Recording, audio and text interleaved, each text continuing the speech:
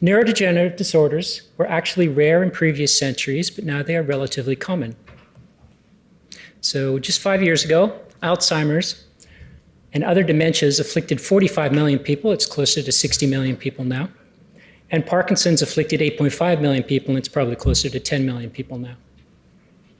Amyotrophic lateral sclerosis, or ALS, the most common form of motor neuron disease, probably afflicts around 500,000 people. And Huntington's afflicts another 400,000 people or so in the world. Now, this is of great concern because despite heavy investments into treatments, these disorders are still rising in prevalence. Alzheimer's and Parkinson's are actually doubling every 20 to 30 years, and this is really not sustainable.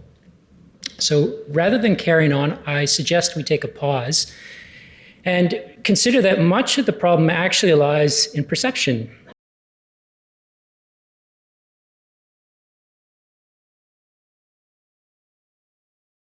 Our current perception is this. Currently, we classify or split these disorders in healthcare based on three main things: the primary neurological symptoms, the primary neurodegenerative region in the brain, and the primary type of neuron protein aggregate that afflicts the neurons in the brain.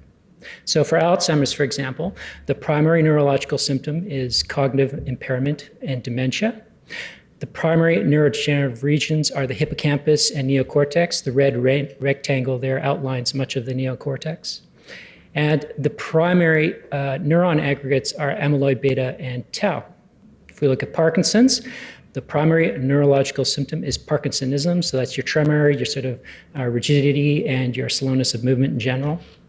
The primary neurodegenerative region is a little thing called the substantia nigra in the brainstem. The blue rectangle is circling that. And the primary neuron aggregate is alpha-synuclein.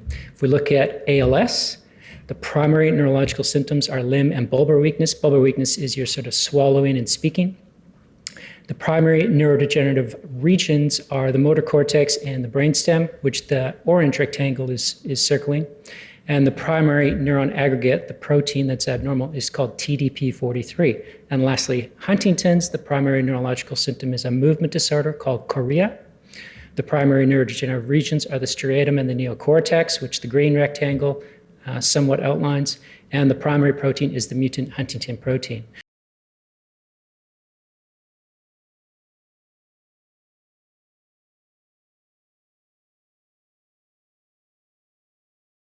So this is how we look at these disorders in a nutshell in the healthcare system today. Now, there are implications to this splitting-based approach. Healthcare is also split into specialties to mirror this. And so what this ends up doing is that each of us as healthcare specialists are sort of restricted to diagnosing and managing within our own level. And I'll use an iceberg analogy to show that. So for neurological symptoms, neurologists such as myself and allied health specialists, we basically do the diagnosing and managing of those.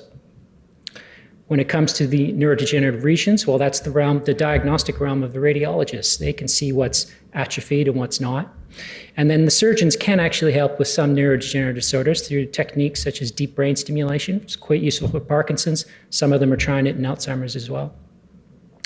And then when it comes to the third level, the neuron aggregates, that is the realm of the pathologists. They diagnose the neuron aggregates. And then we have a whole army of researchers that are trying to manage the aggregates. They're trying to suppress or eliminate the aggregates and hope that they make the rest of the neurodegenerative disorder better.